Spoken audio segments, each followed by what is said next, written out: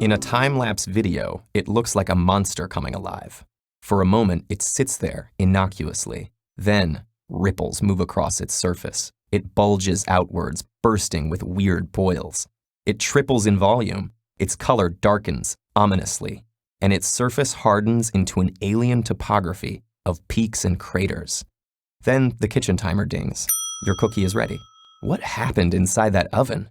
Don't let the apron deceive you. Bakers are mad scientists. When you slide the pan into the oven, you're setting off a series of chemical reactions that transform one substance, dough, into another, cookies.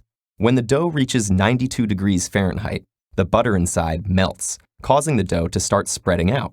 Butter is an emulsion, or mixture of two substances that don't want to stay together, in this case, water and fat, along with some dairy solids that help hold them together. As the butter melts, its trapped water is released, and as the cookie gets hotter, the water expands into steam. It pushes against the dough from the inside, trying to escape through the cookie walls, like Ridley Scott's chest-bursting alien. Your eggs may have been home to squirming salmonella bacteria. An estimated 142,000 Americans are infected this way each year. Though salmonella can live for weeks outside a living body, and even survive freezing, 136 degrees is too hot for them. When your dough reaches that temperature, they die off. You'll live to test your fate with the bite of raw dough you sneak from your next batch. At 144 degrees, changes begin in the proteins, which come mostly from the eggs in your dough. Eggs are composed of dozens of different kinds of proteins, each sensitive to a different temperature. In an egg fresh from the hen, these proteins look like coiled up balls of string. When they're exposed to heat energy, the protein strings unfold and get tangled up with their neighbors. This linked structure makes the runny egg nearly solid, giving substance to squishy dough. Water boils away at 212 degrees, so like mud baking in the sun, your cookie gets dried out and it stiffens. Cracks spread across its surface.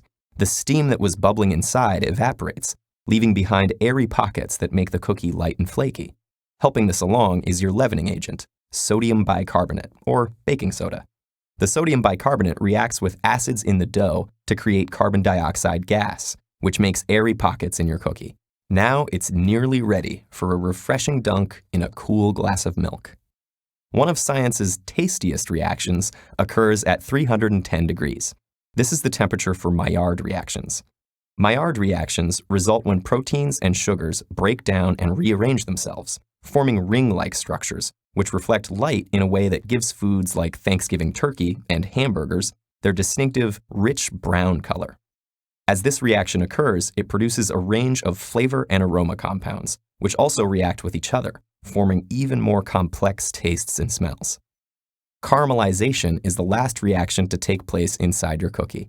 Caramelization is what happens when sugar molecules break down under high heat, forming the sweet, nutty, and slightly bitter flavor compounds that define, well, caramel. And in fact, if your recipe calls for a 350-degree oven, it'll never happen, since caramelization starts at 356 degrees. If your ideal cookie is barely browned, like a Northeasterner on a beach vacation, you could have set your oven to 310 degrees. If you like your cookies to have a nice tan, crank up the heat.